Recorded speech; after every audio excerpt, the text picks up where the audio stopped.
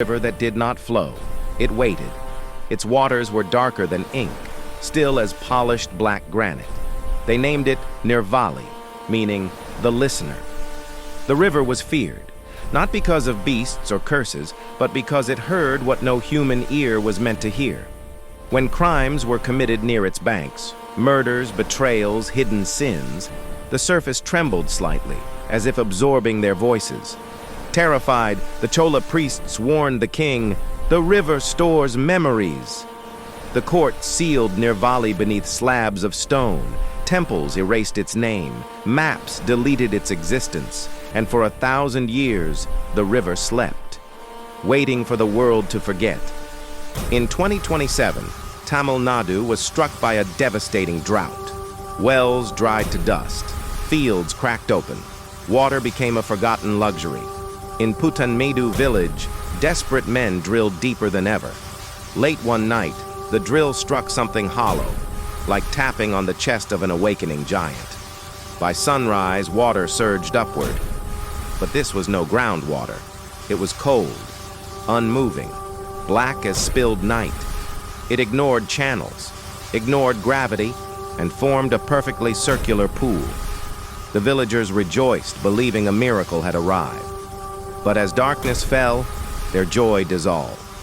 The water didn't move, didn't ripple, didn't breathe. It only stared back.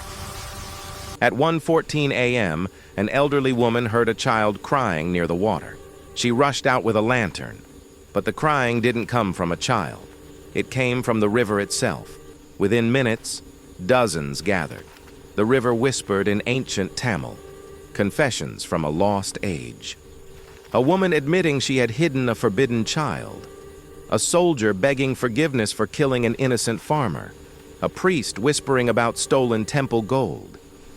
These were not voices of the living. These were memories, echoes of crimes the river absorbed 1,000 years ago. The villagers ran in terror, and that night, the river whispered again, louder. Within 3 days, the river changed. It no longer spoke only of ancient sins. It whispered modern ones. The shopkeeper who cheated customers, the boy who stole his father's savings, the leader who hid bribe money under his floor tiles. At exactly 1:14 a.m., every secret committed near the river within 24 hours erupted through its surface. Crystal clear, undeniable. Chaos consumed the village. Families accused each other. Friends turned into enemies. People stopped speaking, terrified that even a small lie would echo across the water at night. Nirvalli had become a living mirror, showing the worst in everyone. Dr. Arun Srinivasan, hydrologist from Anna University, arrived with skepticism and instruments. He believed it was a geological anomaly until he scanned the riverbed.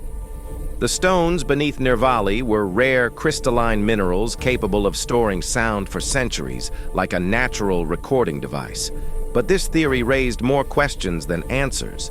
Why did the river choose which voices to release? Why did it speak only at 1:14 a.m.? Why didn't the water move at all? Not even with wind? Arun felt the same fear the Chola king had felt long ago. Science could explain the mechanism, but not the intention. Behind an abandoned riverside shrine, Arun discovered a moss-covered stone slab. Half buried in mud, it bore an inscription in ancient Tamil. "When the listener repeats the sin of the innocent, it shall become the judger." A chill ran down Arun's spine. Until now, Nirvalli had only echoed the guilty. But if it ever repeated a voice wrongly, would it punish the village? Would it force destiny to correct itself? Would it flood? That night, Arun would learn the river's next truth. At 2:13 a.m., the river whispered again. But this time, it wasn't ancient. It wasn't from the village. It wasn't from the past. It spoke Arun's name.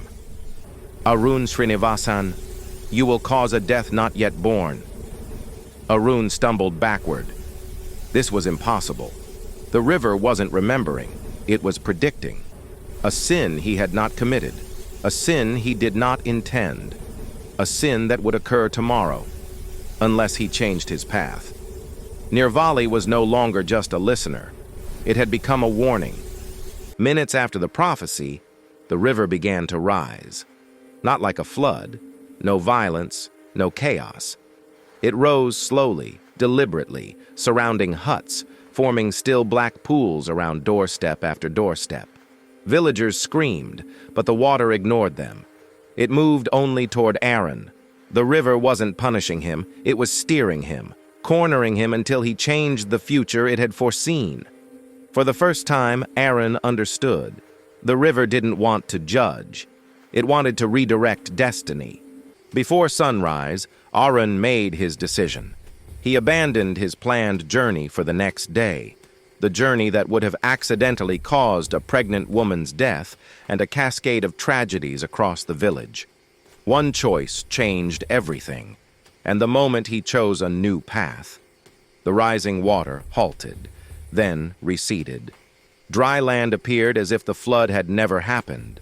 Nirvalli had achieved its purpose. It had prevented a sin, not punished one. By noon, the river vanished. Nirvalli returned to its underground slumber, the way it had 1,000 years ago. But it left behind a message, carved into the soft mud, no human footsteps nearby. Truth survives where memory flows.